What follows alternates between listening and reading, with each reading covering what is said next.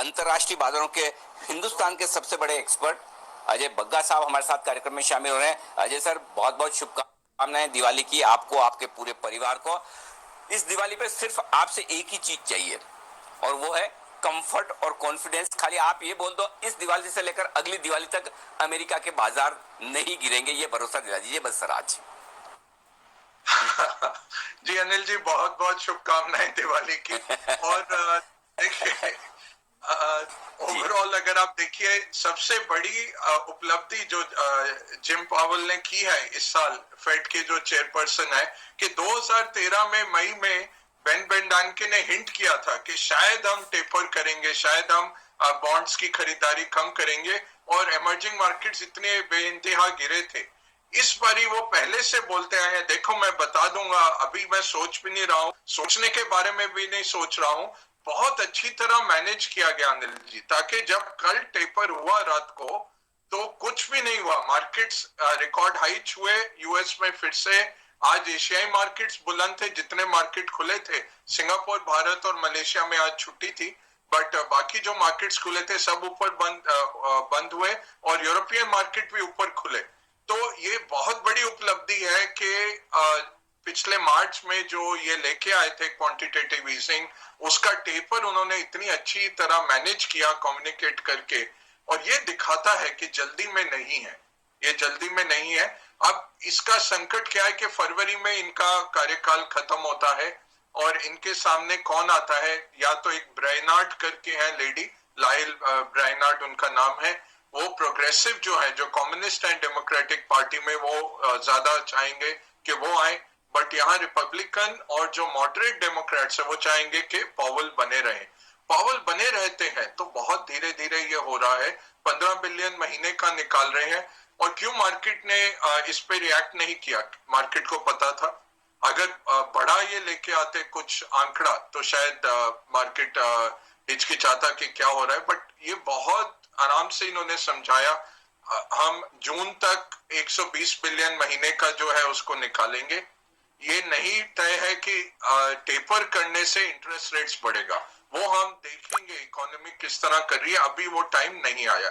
अब वो fade forward futures क्या दिखा रहे हैं? वो दिखा रहे हैं कि जुलाई से इंटरेस्ट रेट बढ़ेगा।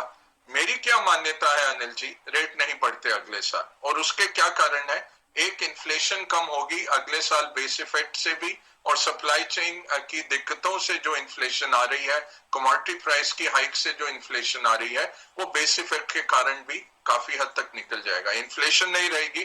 दूसरा, स्लो डाउन है। यूएस ऐसा नहीं है, बड़ी तेजी से ग्रोथ है पूरी इकोनॉमी में, तो किसी भी बैंक को रेट बढ़ाना मुश्किल है। और तीसरी अहम बात मार्केट के लिए क्या है कि पहले 12 महीने जब रेट इंक्रीज साइकिल शुरू होती है, और उसके 12 महीने तक मार्केट बहुत अच्छा करता है अमेरिका में, वो पॉजिटिव रहता है 100% ऑफ द टाइम। 1950 से आप देख लीजिए जितनी रेट साइकिल्स आई हैं, 12 महीने मार्केट अच्छा रहता है।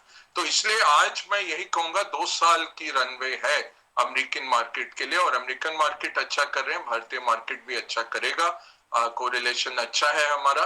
एफआईज जरूर पैसे निकालते रहे हैं, पिछले महीने 25,000 करोड़ निकाले, उसके बावजूद हमारे मार्केट बढ़ रहे हैं, और उसका कारण है रिटेल का जो आ रहा है निवेश, 10,000 करोड़ जो एसआईपी के तौर पे म्यूचुअल फंड से आ रहे हैं, और जो म्यूचुअल फंड साहब आपसे राय लेना चाहता हूं। पिछले एक महीने में कमोडिटीज, ज्यादातर कमोडिटीज के दाम काफी तेजी से घटे हैं।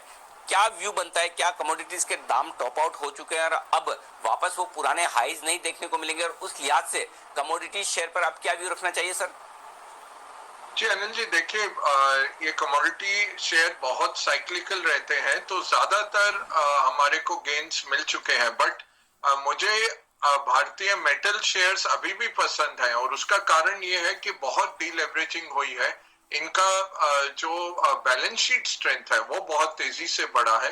दूसरी बात है कि 12-13 साल से कैपेक्स नहीं हुआ है इतना जितना होता था कमोडिटी प्लेस में ग्लोबली। तो नई जो कैपेसिटी है उसको आने में 2 से 3 साल लगेंगे, तो जो एग्जिस्टिंग प्लेयर्स है उनके पास प्राइसिंग पावर रहेगी। और तीसरा है लिक्विडिटी के चलते इकोनॉमिक ग्रोथ दिख रही है, स्पेशली भारत में।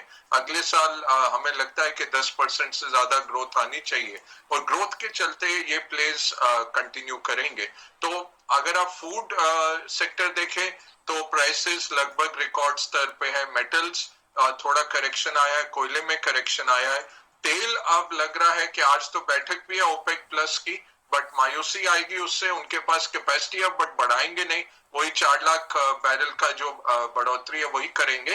बट ये जो नई चीज निकल के आई कि जो नए प्रधान आए हैं ईरान के, उन्होंने एग्री किया कि 29 नवंबर को ईरान और अमेरिका की बैठक शुरू होगी। अभी तक ईरान बैठक से भी इनकार कर रहा था कि पहले आप सैंक्शन हटाइए, हमारा पैसा लौटाइए जो आपने सीज करके रखा हुआ है कई सालों से, कई दशकों से, वो पैसा लौटाइए फिर हम आएंगे।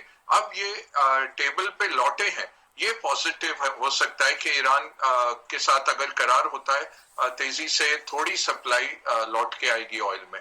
तो ओवरऑल मेटल्स पॉजिटिव है अनिल जी, ये अच्छा करेंगे अगले साल भी, और आप पोजीशंस बना के